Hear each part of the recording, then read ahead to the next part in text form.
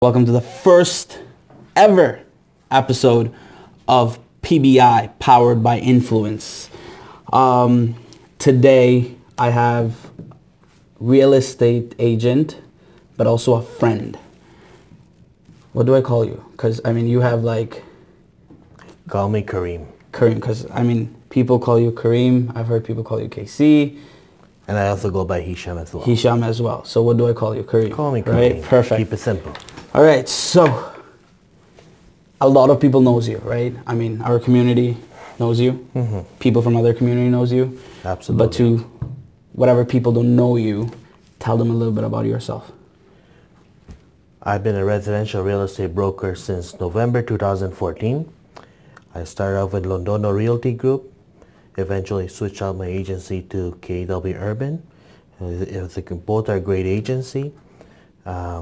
When I started off in this line of work, it was quite an adventure because just as much I knew I always wanted to do real estate, I never thought I would actually do real estate. And when you eventually learn how to process the transaction, how to deal with clients, it's completely different than how you deal with people on a daily basis. The reason being behind that is because real estate is the biggest investment of any individual's life. So when working with a client specifically, it doesn't matter how many clients you're working with, but you want to make sure you're guiding them in the right direction, and you are protecting their best interests at heart. Because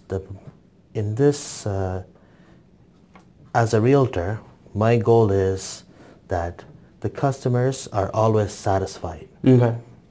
And in my opinion, that is the best strategy.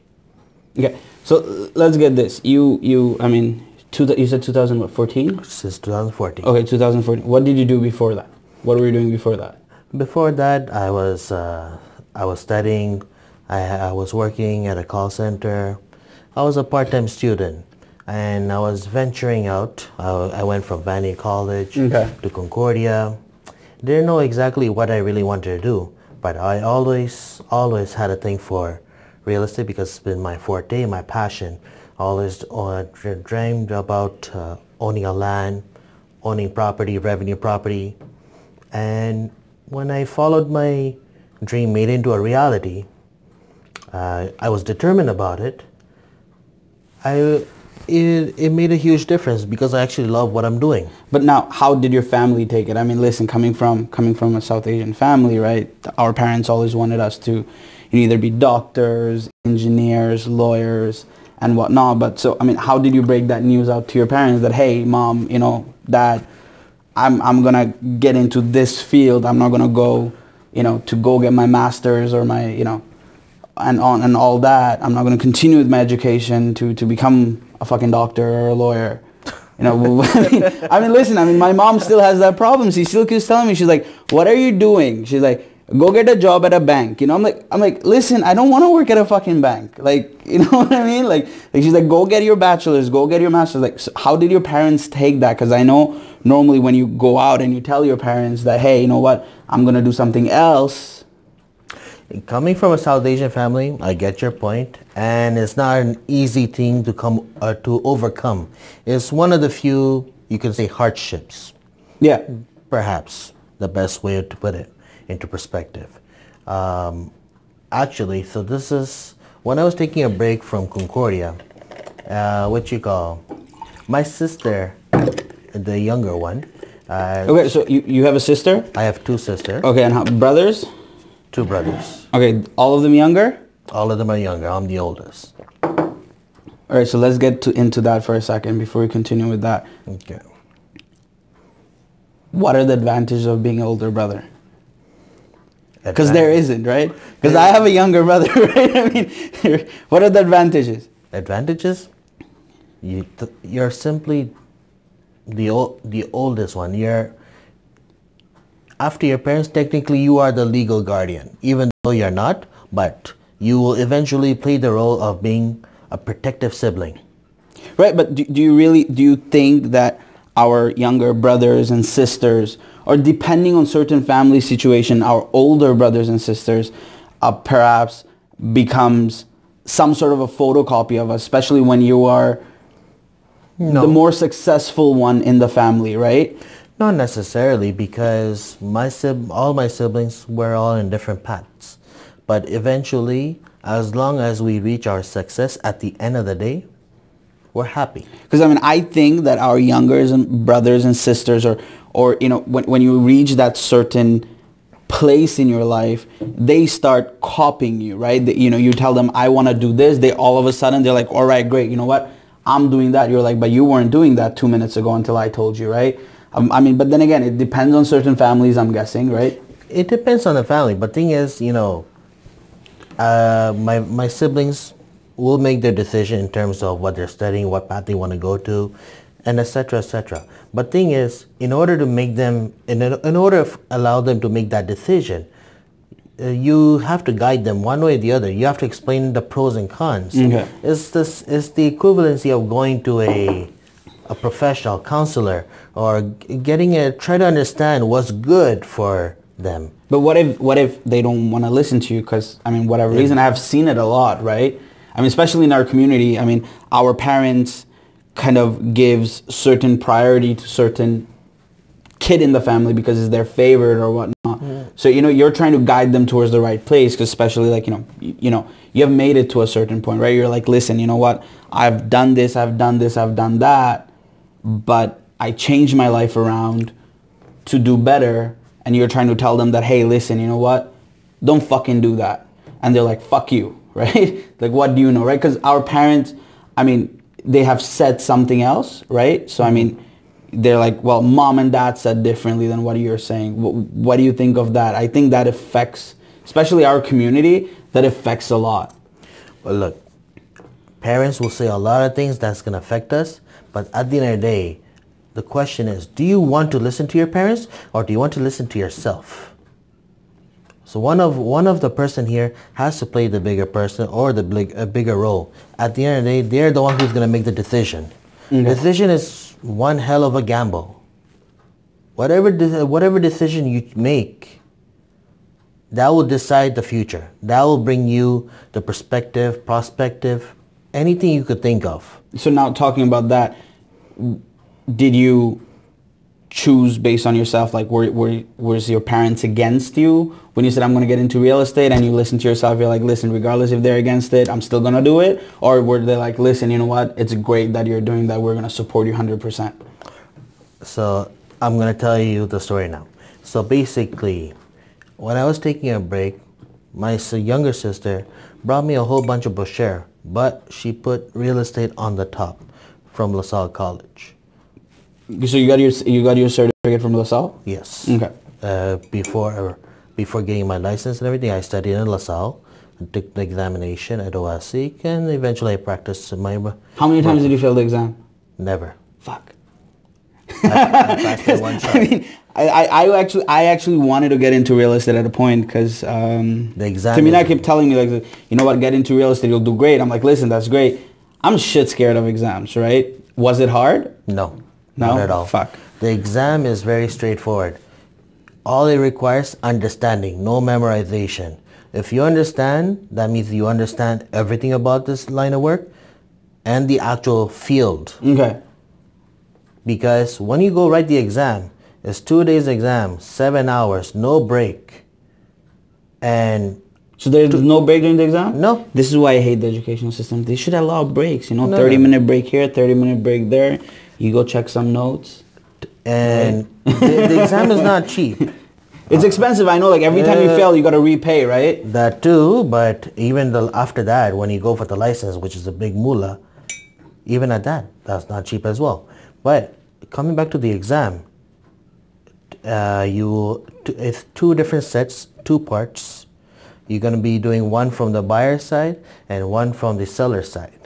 Okay. Okay. And in these exams, there is no right or wrong answer.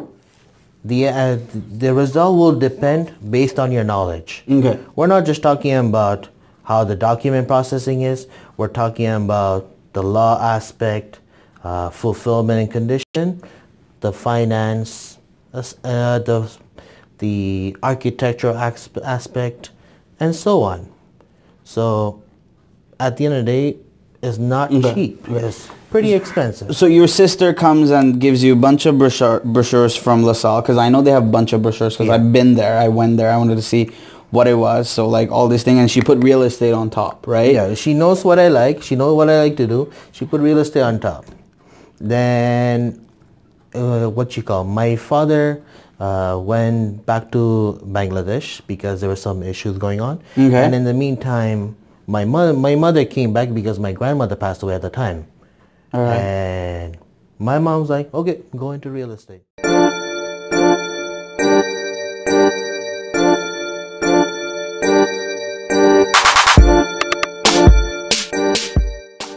So do you think rest her soul, but do you think your grandmother passing away made it a little easier for you, for your mom's side, to be like, okay, you know what, No. get in? No? So your mom has always been very cool about it? My mom's been cool. My mom has been positive. But however, before I close my first transaction, the first is always the hardest in anything. So it took me 10 months. Before you got your first client? Not my first client. I had clients. But the first transaction to go through. 10 months. That's still not bad. I've heard some real estate agents after like a year and a half, and they're still like, I still haven't found my first fucking client. I'm like, then you're in the wrong business, or you're not working hard fucking enough. Because Friday night I see you on Snapchat and you're like, you're partying. Like, I'm like, no. You haven't had a client. It's been a year and a half, bro. Like, you know what I mean? Like, and I think that's another problem in this industry. I mean, listen, I know a little bit about real estate. I don't know much. I'm not going to play professor here either, but I think real estate is harder you work, the more you get. That's it. Right? Because I've had some real estate agents, they're like, listen, Monday, Tuesday, Wednesday, Thursday, Friday, after 5 o'clock, my cell phone's off. Saturday, Sunday, no. I'm like, excuse me? Like, no, bro. Like, you know, like, so, you know, and then they're like, well, how come I'm only getting 2 transactions a year? Like, you know what I mean? Like, I think that's a big problem with this industry, and this is why a lot of agents are overlooked.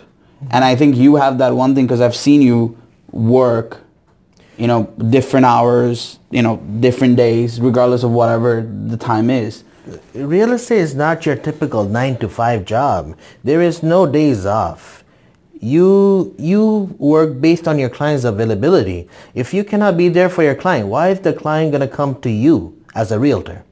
Right, exactly. There's no logic or no common sense behind that. I should have made a list of all the real estate agents that doesn't do it properly and just name every single one of them. I rather you not do that. No, because I wouldn't. I think no, I wouldn't do that. But it just comes down to a point where I think that a lot of people, especially in our community, I keep going back to our community because I mean that's where I'm from, right? Right. And I mean, if you know a little bit about me, how distant I am from our community, and I think it's very, very overlooked because of that fact, because people are not working hard enough, so they're not generating those results that they're supposed to generate. So therefore, our community looks at it as like, well, listen, there's no money to be made, but there is. There is. There is, right? Okay. Now, you got into that. You went to London Realty, right? Yeah. Why did you leave?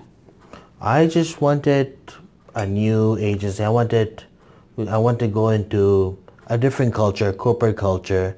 So London wasn't corporate enough for you?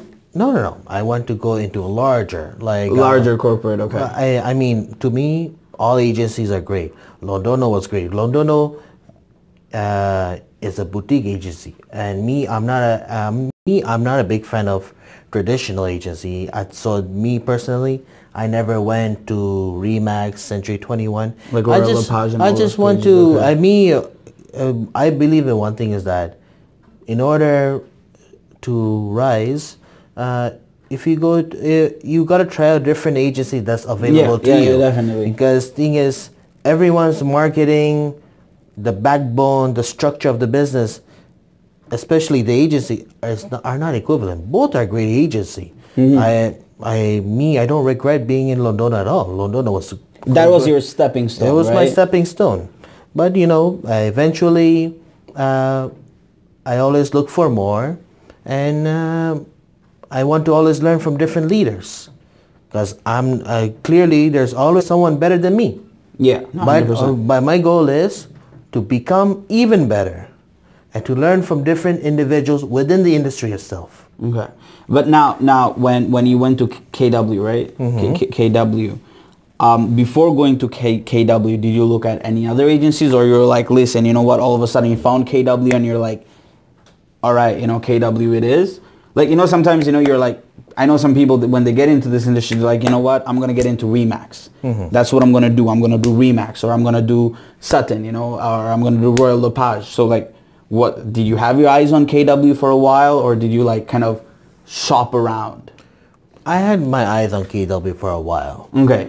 And only because I wanted to see what it's like being with a pretty large banner. I mean, they're very big in the U.S. Yeah. And they just recently came to the Canadian market, and they're doing in the Quebec division. They're doing very well. I've read they're a couple doing of very articles. well. And I met actually some of the leaders, and I've been to some of their trainings.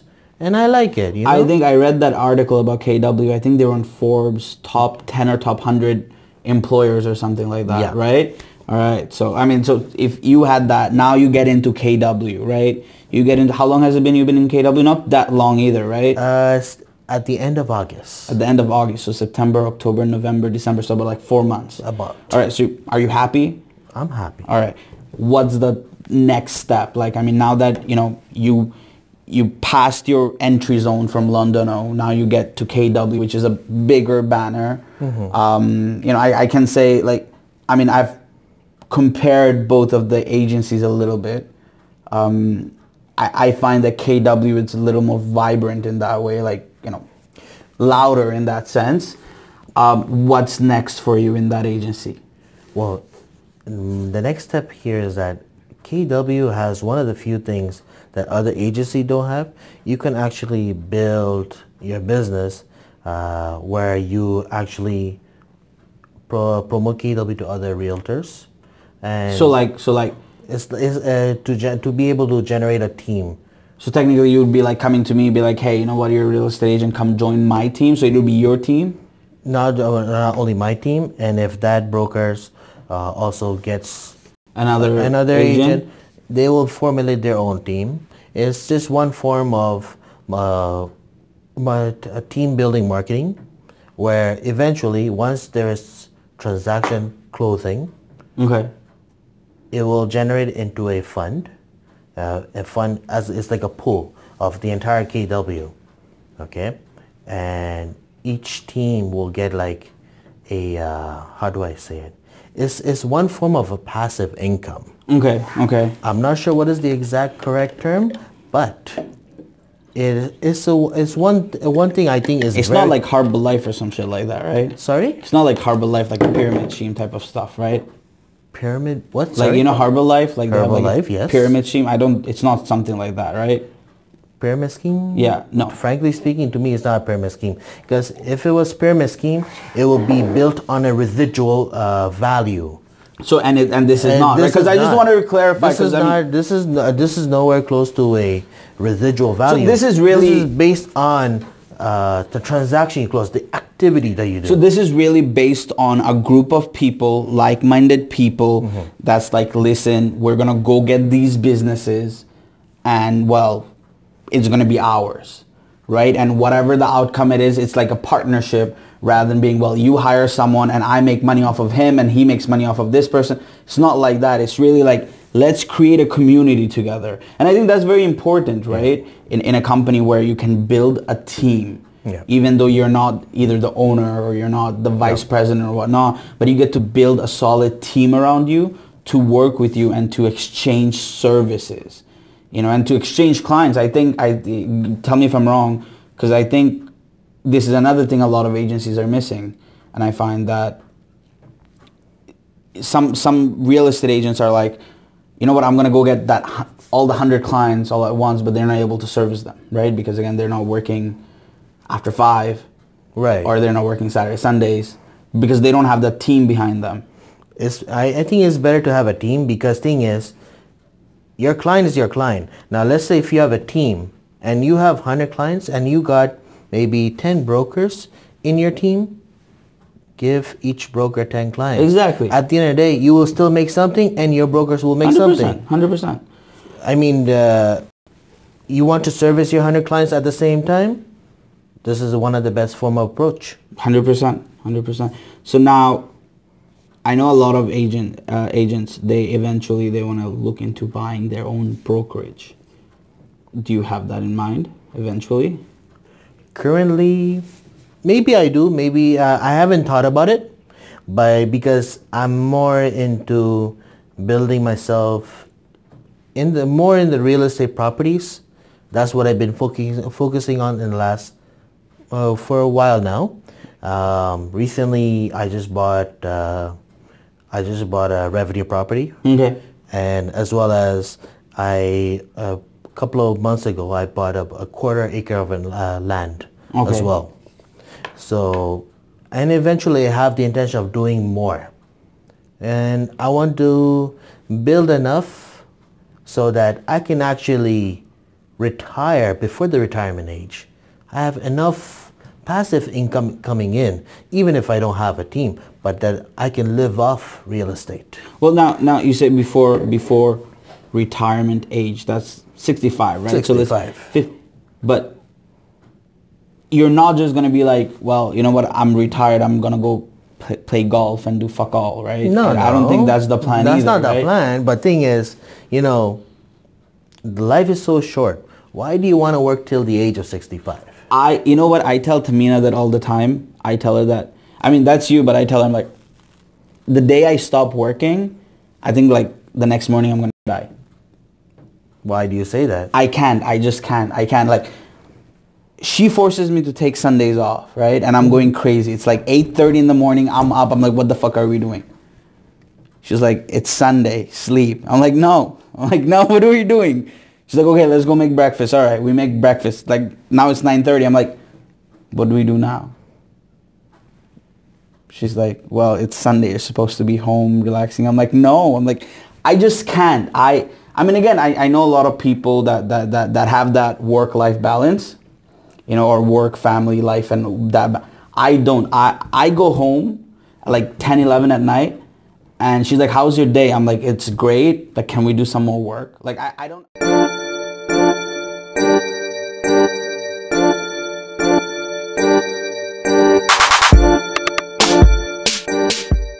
To that point till I'm 60, 65.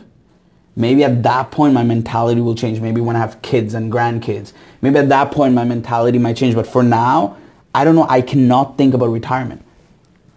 A lot of people tells me, they're like, well, listen, you know what?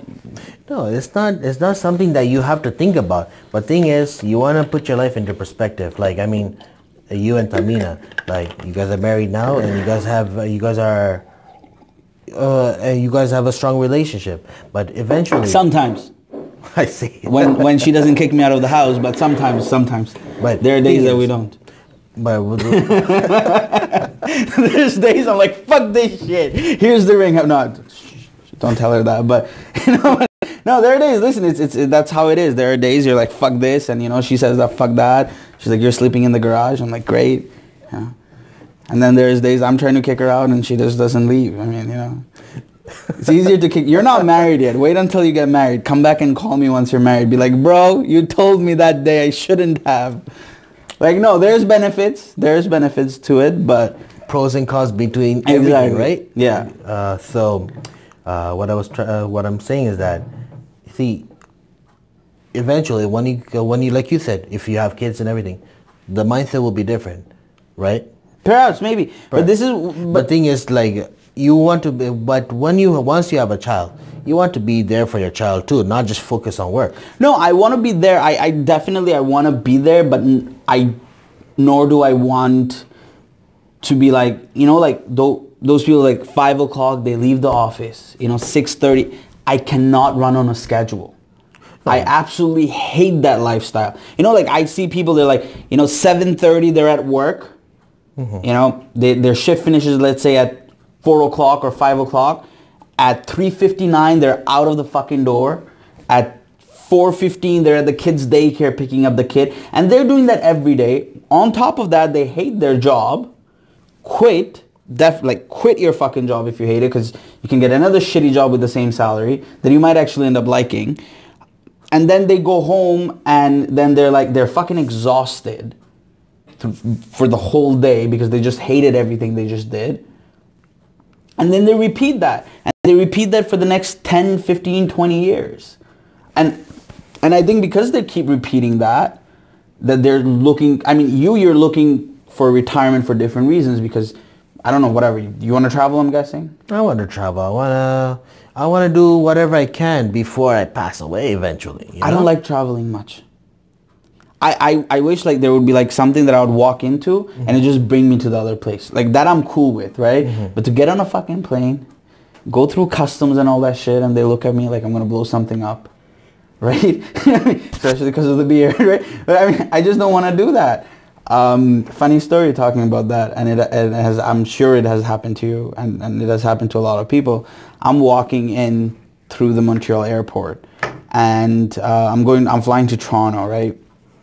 And they do this test to see if you have drugs or some shit. So there's this white lady standing, and she's testing everyone that's colored, right? Everyone that's not white, right? So, and she's testing, right? She's testing, she tests me, right? So I'm like, and I'm noticing this, that she's letting all the white people just go through, right? No offense to all the white people, but she's just letting go through, and she's just testing all the colored people, right? So I land in Toronto, right? Toronto is brown town, right? It's like filled with our people, right? So I go in Toronto, and I was standing there, I was just laughing. I started laughing, and everybody just looks at me like what the fuck's wrong with this dude? So laughing, because it's a brown guy standing at the thing. And the brown guy is letting all the colored people go through, and he's testing all the white dudes, right? He's just testing all the white people. Right? And because of these things, I hate airports. So I don't, as much as I love to I would love to travel, I hate going through that process of getting on a plane. It's a system that is in place. What you gonna do about it? Invented a thing that I can just walk in and, you know, I want to be in Fiji, you know, I'm there, fuck, right? Just walk in, just type in Fiji, you know, I'm there, you know, type in Cuba, I'm there. You gonna invest? Sorry? You gonna invest in that? Wow. I'm asking you for money right now. I'm kidding. No, but I mean, listen, you might want to travel and everything therefore, but a lot of people look for retirement because they're like, well, I hated the past 40 years of my life. I did the shittiest jobs. I spent so much time behind a degree that got me nothing, period. And I hate it, but so what do you have to say about that when you see all that? Versus when you say, I want to take retirement? I mean, what's the difference? Degree is an option. A lot of it, I mean, I don't think it's a bad thing to have. It's an asset. If ever things were to go down south for any individual, that degree is a backup. But thing is, you have a degree, that's great, but learn how to apply it. Most people don't. How many people do I know that got their social worker degree and, like, you know, bachelor's in science or whatever, and they don't have a job? They're working as a teller at a bank for $14, $15, $16. I mean, listen, I get it. Like, it's tough. It's hard to get the job, right? But I mean, you're still bragging about the fact that you have the degree, and yet you never worked in the field, and you most probably never will. In that sense, they need to change. Because thing is, if you're gonna say you have it, make use of it. If not, make a change in your life in which it will do a U-turn, and all the positivity would come to your life. But do you think more people, if they actually, you know, let's say they got a degree or whatever or whatnot, if they would actually get the job they wanted to do, like, you know, you always liked real estate, right? You're doing that. I loved business. I love what I do. I absolutely fucking love what I do. You know, so therefore, you know, either you're saying like, I want to retire because I enjoyed what I've done. I have built what I wanted to build. So now I can retire because I have the money coming in, and now I can give time to my family, that which I couldn't before because I was working so hard to build this. Now I can give time to my wife and my kids and my grandkids or whatever, versus those people that are like, I want to retire because I'm tired of life. The best way to put that is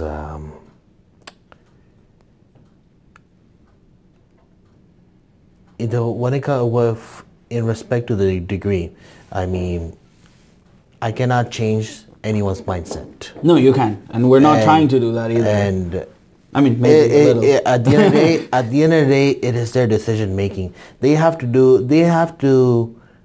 do what is right for them. No one cannot decide what is right for them.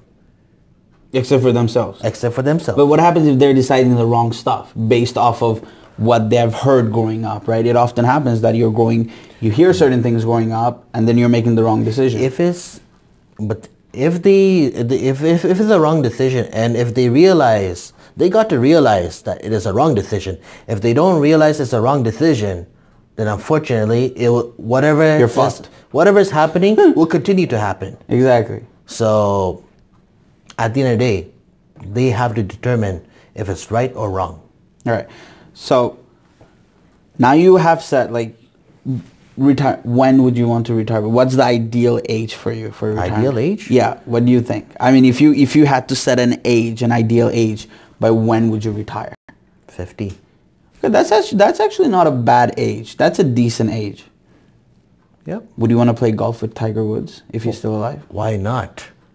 I never understood golf. I just think you just fucking shoot that thing and it just has to end in a hole. Just take a stick, hold the stick, and play the golf. Like, how hard is that? It's like cricket. No. Cricket is like fucking 3 days long, right? Cricket is like 3-4 days long. The guy gets in with the shaved head and everything, comes back out with like hairy and shit, and is like all tired and what. No, cricket is different. It's entertaining, but yet so boring. But golf, it's just, I look at it and I'm just like, I mean, why can't you just carry your own damn fucking stick? Why do you need someone else to carry your fucking stick for you? Like, right? I mean, you have the golf cart, right? It's a lazy people sport. maybe that's what retirement is about, being lazy. Being lazy. Oh my God. I don't know. I don't know. I just can't wrap my head around that. I just can't. I would hate to wake up one morning and be like, I don't have work I don't have to work that hard anymore. I just don't see that. But now, coming down to, we saw where you started from, we saw the process that you're going through. What's the end game now? I mean, what is it that you really like? I mean, if I was to give you 5 years from today till, what are we, 2018, I'm terrible in 17, I'm terrible in math, so 2022. Okay. Right, so December 10, 2022, what would you like to achieve from now till then? I haven't thought about it fully, but in the next 5 years, if possible, I would like to buy out 2 more properties. 2 more properties in the next 5 years? And I'm talking about between 6 to 8 plex. All right, and then rent it out? Rent it out. That's a good business. Definitely is. That's a very good business. On the long term, it's a patience game. I find real estate is a very patience game. It is. And you have to be very patient. Very patient. It's not something that you invest your money in and make a return. It's not overnight. Like Bitcoins, right? It's not Bitcoin. Where everyone's relying on the bubble. Yeah. Okay. One last thing before we end this. Just give me a white paper. Give me a white paper. All right? This is what's going to be fun. Slide that white paper right here. Okay. See this white paper? Okay. This is what you're going to do. You're going to make me your best paper airplane. Okay. All right? Okay. And you have about like 60 seconds. 60 seconds. To make me your best airplane. Best airplane. Because I can't make it myself, so I get you to do it for me. Okay, that works. Right? You have to make me your best paper airplane. Okay, let's try it. How many seconds do I have? Or do I have more than 60 seconds? I mean, I'm giving you 60. I'm not wearing a watch, but... Okay, no. Because I mean, we were texting each other, and you're like, "Listen, what are some of the questions that are gonna be?" You want to kind of run down.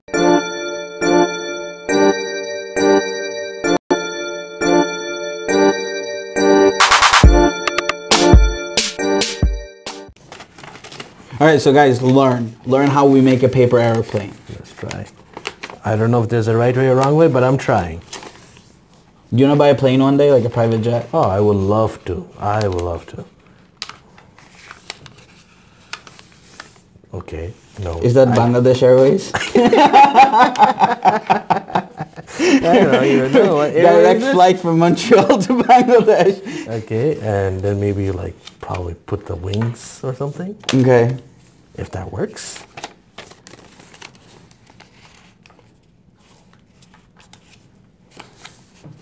I don't know. All right. I don't know. All right. Your time is up. Okay, my time is up. It's not bad. It actually looks like, I mean, if we painted this like red and green, it would actually look like Bangladesh Airways. All right, man. Thank you very, very much for coming. Really appreciate it. No, thank you for inviting me, and thank you for hosting this show, and I wish you all the best. I mean, I know we've been connecting for a while. I mean, we met a little way back. I know we wanted to work on some projects, and you know, because of certain things we never got to. But we had other commitments. Yes, 100%, and it just came down to a point where we got to keep our friendship, and which I valued a lot. So I mean, thank you very, very much for coming. To everybody that joined us today, thank you for watching the first episode of Powered by Influence. Hit us up, hashtag PBICAST. Every Sunday evening, we're going to be live on Facebook, Instagram, next time Twitter. I mean, we're live on some Twitter right now, but hope everybody has a wonderful, wonderful week ahead. Hustle and grind hard, people.